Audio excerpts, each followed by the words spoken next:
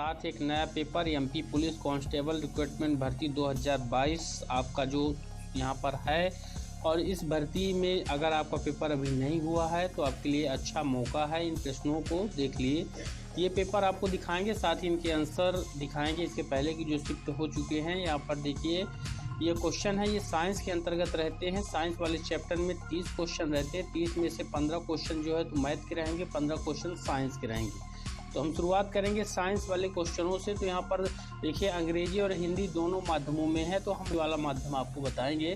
यहाँ पर देखिए गर्मी की दोपहर में सफ़ेद कपड़े से बने तंबू को प्राथमिकता दी जाती है क्योंकि सफ़ेद रंग क्या होता है। तो यहाँ पर देख सकते हैं 4 विकल्प रहते हैं। 4 विकल्प बड़े सावधानी से आपको देख करके इनको जो है तो राइट आंसर एक इसमें से निकालना। सफ़ेद कपड़ों का इस्तेमाल किया जाता है गर्मी में तंबू बनाने के लिए, तो यहाँ पर उसका क्या कारण होता है। तो राइट आंसर इसका है ऊष्मा का एक खराब अवशोषक तथा अच्छा परावर्तक है। यानी सफ़ेद कपड़ा जो है ऊष्मा कम अवशोषित करता है और जो है अगर जितना भी करता है उससे ज़्यादा शक्ति से उसको परावर्तित कर देता है, इसलिए सफ़ेद कपड़े का तंबू यहाँ पर बनाया जाता है। वही अगला क्वेश्चन है जो कि महत्वपूर्ण है। क्वेश्चन है कि जब मोम को गर्म किया जाता है, मोम यानी मोमबत्ती का यूज आपने किया होगा। लाइट जब जाती है घरों की तब हम प्रकाश करने के लिए मोम का उपयोग करते हैं, उसी मोम की यहाँ पर बात हो रही है। जब मोम को गर्म किया जाता है तो इसमें कुछ परिवर्तन आता है। अब सही कथन चुनना है, क्या परिवर्तन आता है। देखिए यहाँ पर 4 विकल्प है। यहाँ पर जैसे ठोस मोम द्रव में परिवर्तित हो जाती है जो कि एक रासायनिक परिवर्तन होता है। फिर है जब वाष्प उत्पादित होती है जो कि भौतिक परिवर्तन होता है। कार्बन डाइऑक्साइड का निर्माण होता है, भौतिक परिवर्तन है। काजल का निर्माण होता है जो कि रासायनिक परिवर्तन है। ठीक, तो यहाँ पर मोमबत्ती वाला जो होता है वह भौतिक परिवर्तन होता है। तो पहला वाला जो है दोस्तों ये गलत हो जाएगा और बचे जो वो भी गलत हैं। तो फिलहाल यहाँ पर राइट आंसर है काजल। काजल का निर्माण होता है जो कि एक रासायनिक परिवर्तन है। काजल का निर्माण होता है। यहाँ पर देखिए अगर हिंदी में आपको गड़बड़ी लगे तो इंग्लिश में SOOT शॉर्ट ये है शॉर्ट फॉर्मेट। ठीक, ये काजल का निर्माण हो जाता है। फिर अगला क्वेश्चन है। अगला क्वेश्चन है कि जब प्रकाश की किरण परावर्तन वाली पृष्ठ पर आपतित होती है एवं यदि परावर्तित किरण आपतित किरण से 90 डिग्री पर होता है तो किरण का आपतन कोण कितना होगा। आपतन कोण किरण का कितना होगा।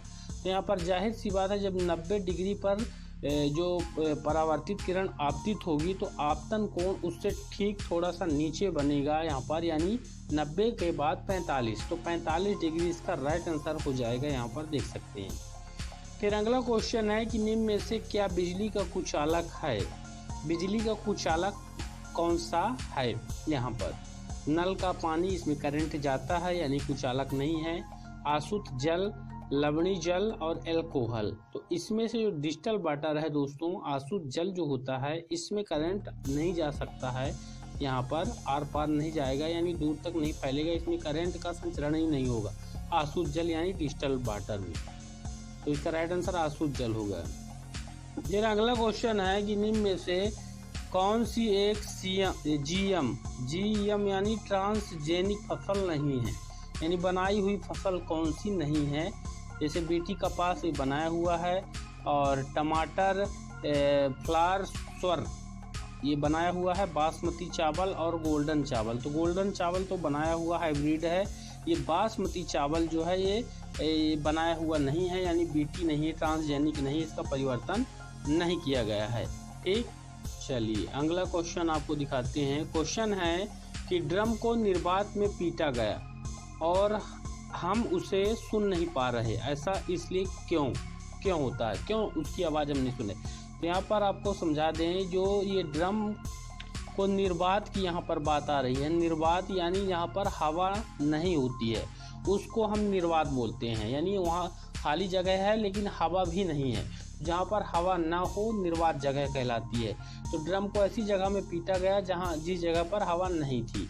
यानी आप सीधा सीधा यहाँ पर हवा से जो ध्वनि तरंगों का संचरण, जो ध्वनि निर्वात में यात्रा नहीं कर सकती है, ठीक है ना, यानी ध्वनि हवा के माध्यम से संचरित होती है। तो इसका राइट आंसर हो जाएगा कि ध्वनि निर्वात में यात्रा नहीं कर सकती है, यानी ध्वनि का संचरण नहीं होता है। ठीक, चलिए अगला क्वेश्चन आपको दिखाते हैं। क्वेश्चन है कि कैल्शियम में 20 इलेक्ट्रॉन, यानी कैल्शियम का परमाणु नंबर 20 होता है, यानी इलेक्ट्रॉन का संख्या 20 होता है और 20 न्यूट्रॉन होता है, और आर्गन में जो है 18 प्रोटॉन होता है और 22 न्यूट्रॉन होता है।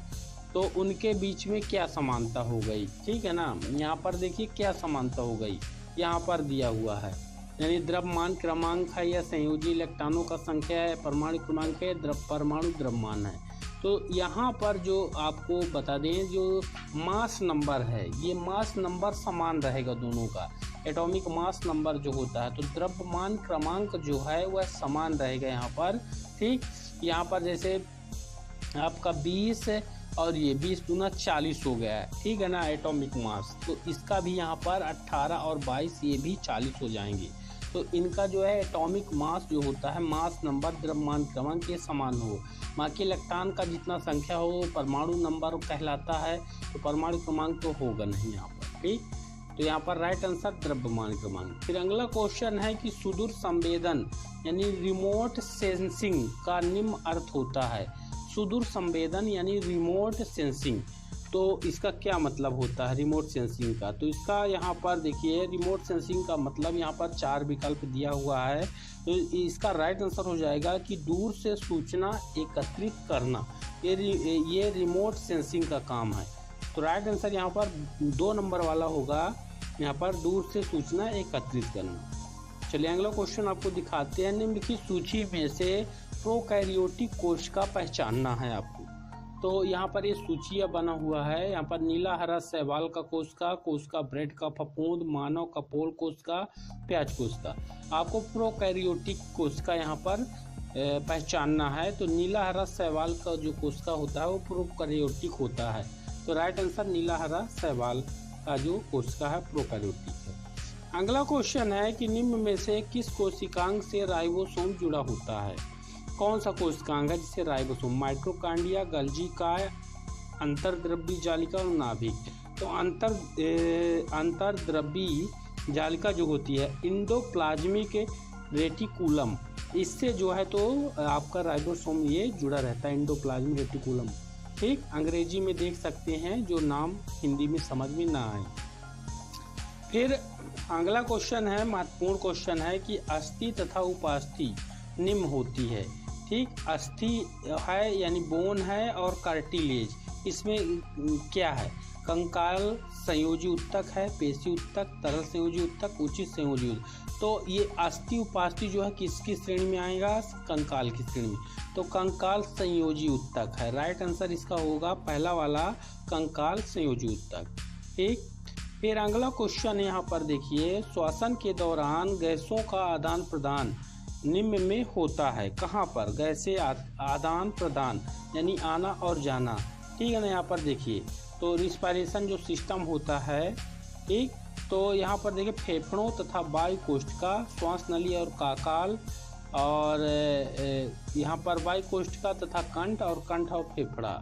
तो जब हवा जाती है श्वास के माध्यम से, वो कहाँ पर जाता है? फेफड़े में जाता है, लंग्स। एंड जो है तो आपका वायु कोष्ठिका, ये 2 होगा आपका, पहला वाला राइट आंसर होगा, फेफड़ों और वायु कोष्ठिका में जो है यहाँ पर आदान प्रदान होता है। ठीक, चलिए अगला क्वेश्चन है, यहाँ पर समान कोशिकाओं के समूह जिनके कुछ विशेष कार्य रिक्त स्थान कहलाते हैं, क्या कहलाते हैं? समान कोशिका होनी चाहिए, तो कुछ विशेष कार्य से अंग प्रणाली, उत्तक, उपयुक्त में से कोई नहीं।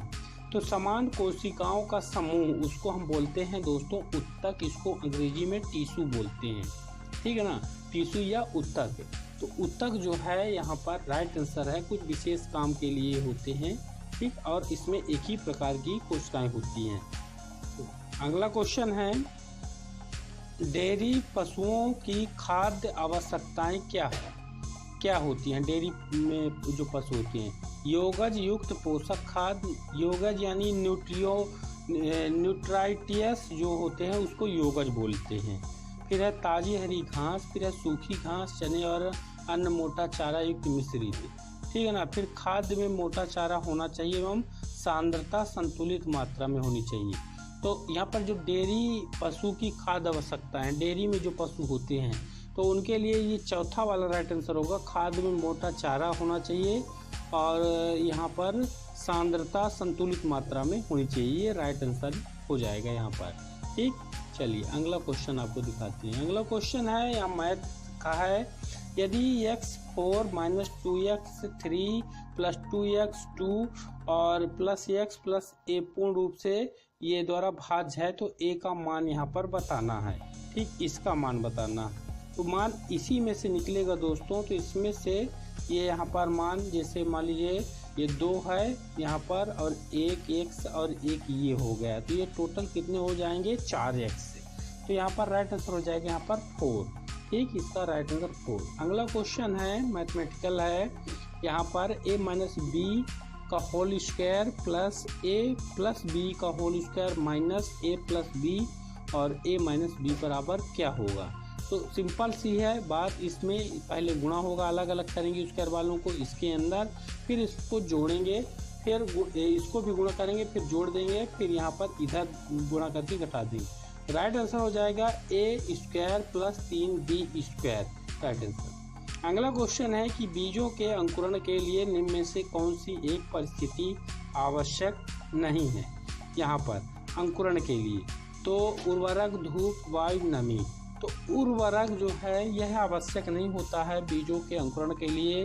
बीज बिना उर्वरक के भी यहाँ पर अंकुरित हो जाते हैं, यानी बाहर निकल आते हैं मिट्टी से। अगर हमको ज़्यादा मात्रा में चाहिए पैदावार तब हम उर्वरक का इस्तेमाल कर लेते हैं, ठीक है ना। धूप अनिवार्य है, वायु अनिवार्य है, नमी होना अनिवार्य है, लेकिन उर्वरक यहाँ पर अनिवार्य नहीं है। तो ये आज के आपके हो गए 15-16 क्वेश्चन, जो कि बड़े ही इम्पोर्टेंट क्वेश्चन हैं और आपके एग्ज़ाम में आ चुके हैं, और उम्मीद है कि अगले भी जो आपके एग्ज़ाम हैं उनमें भी ये क्वेश्चन आएंगे।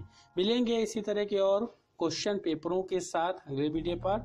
चैनल को सब्सक्राइब करिएगा, वीडियो को लाइक करके शेयर जरूर करिएगा। धन्यवाद।